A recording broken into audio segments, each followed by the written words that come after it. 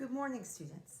I hope you've had a chance to get outside today, or maybe not yet because you were busy meeting with us. Let's take a look at our morning message.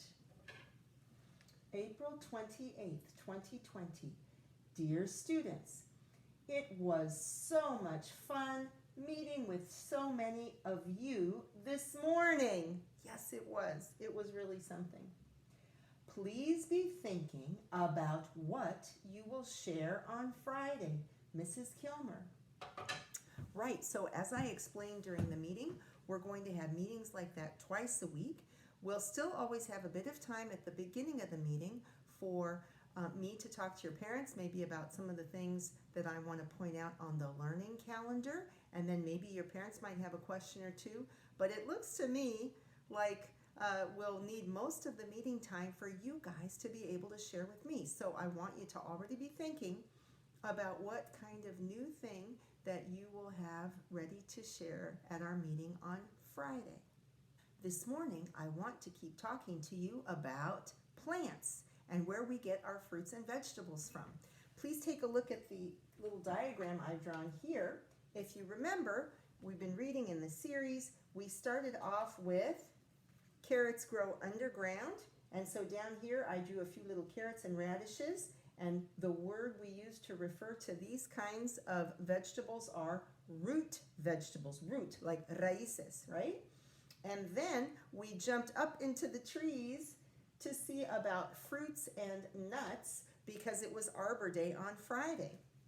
And then yesterday we went back down to the ground and we learned about how lettuce grows on the ground, and we learned how other different kinds of greens like kale and collard and broccoli and different kinds of green vegetables, spinach, how they all grow on the ground.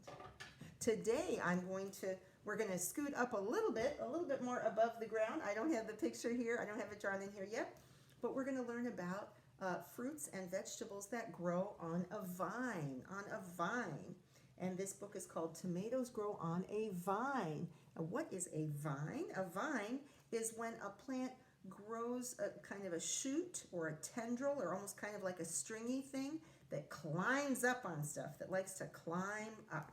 Okay, and on the cover I see a tomato plant. This book is by Mary Schuh. Tomatoes Grow on a Vine by Mary Schuh, Capstone Press. Here's the title page. Table of contents. Vines in the garden. Growing. Pollination. Ripening. Other foods. Glossary, read more internet sites and index.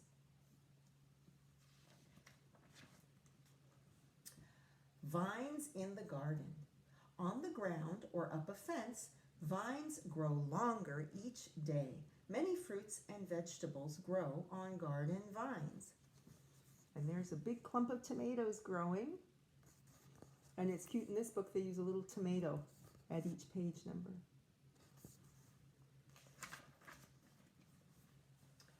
Tomatoes are vegetables that grow on vines. Tomato vines climb up tall stakes or wire cages. So a stake is like a wooden stick that you put in the ground for the vine to crawl up or climb up. And here's a diagram, as usual, life cycle of a tomato with labels and arrows. And it starts out with teeny tiny seeds, then seedlings, then the flowers, and then the tomatoes. And I've got to stop and think, so a tomato is something where we eat the fruit, in a sense, even though we call tomatoes vegetables, they really are a fruit, and we eat the fruit that grows after the flower. So that's like apples and nuts, right? And cherries, things that grow up on trees. We eat the fruit after the flower, and that's different than some of these other vegetables we've been learning about. Okay. And it mentioned wire cages. Maybe you've seen that in people's gardens. They put these kind of wire things upside down over the little tomato plant, and then the tomato plant vines can grow up the cages. Growing. Tomato vines start as seeds. The seeds sprout in about 1 week. Loose soil gives roots room to grow. And there are the teeny tiny seeds, and there's the sprout. And you know, I'll tell you what, that plant looks just like a tomato plant I bought for my neighbor at the farmer's market. She can't go out because she's older, but she has a real big vegetable garden, and she sent me out to buy some tomato plants for her on Sunday. And that's just what the ones look like that she just planted in her yard.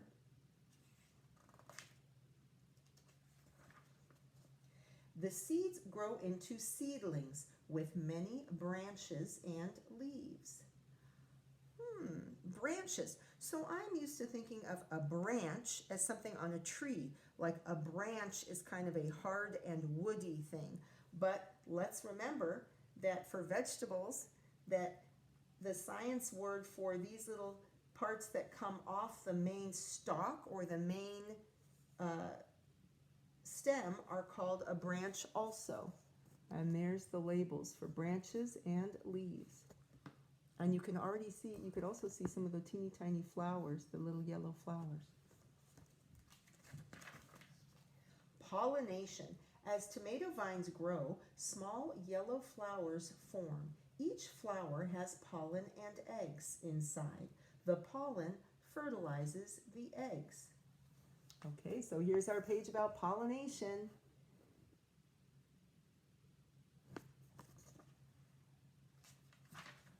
After fertilization, green tomatoes grow.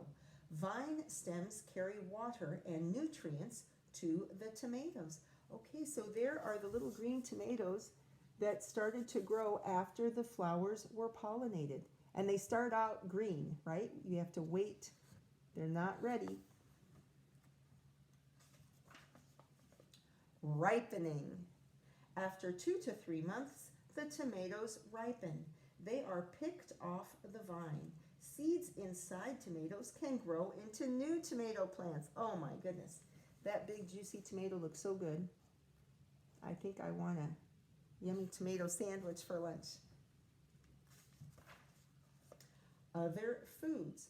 Other foods ripen on vines. Pumpkins, squash, and watermelons grow on vines along the ground.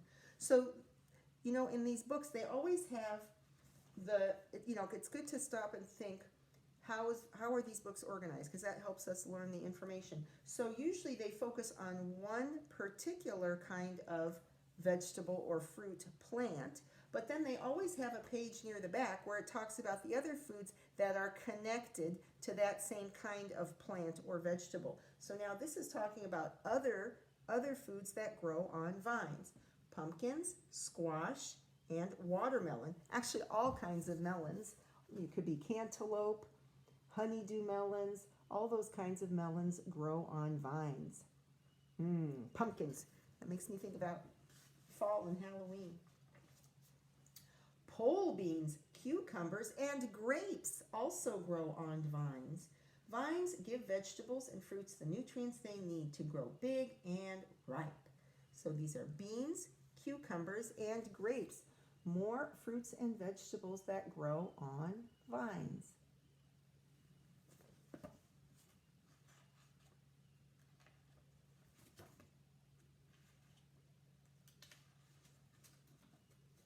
And here in the glossary, I want us to revisit a couple of the words that were in the book that I want to make sure we paid attention to.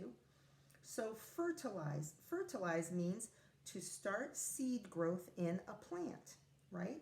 And nutrient, something that is needed by plants to stay strong and healthy. And steak, remember I talked to you about that steak, not like a steak from a cow that you eat. It's spelled differently. A stake is a pointed post that can be driven into the ground. Tomato vines can grow upward on stakes. And a vine is a plant with a long stem that clings to the ground, a stake, or a fence as it grows. And that's something to keep in mind, that some of these things that grow on vines don't grow up very much. They grow like pumpkins and squash. And I think usually a lot of kinds of cucumbers, they don't really grow up onto stuff, their vines grow along the ground. Anyway, I hope you enjoyed our book about tomatoes grow on a vine. So we're kind of moving up, a little bit up off the ground now. And the reason I want us to do something to talk about why do I keep focusing on these books about fruits and vegetables? Well, I think it's important because it all has to do with pollen and pollinators and how those insects that we've been learning about are so important to create the food that we eat every day. So as part of a little homework for you, what I'd like you to do is think about what are the fruits and vegetables that you eat every day. What fruits and vegetables do you eat? Because every time you eat a carrot stick or a cucumber stick, every time you eat some salad, maybe every time you have pasta with red sauce or tomato sauce, right? That's made from tomatoes.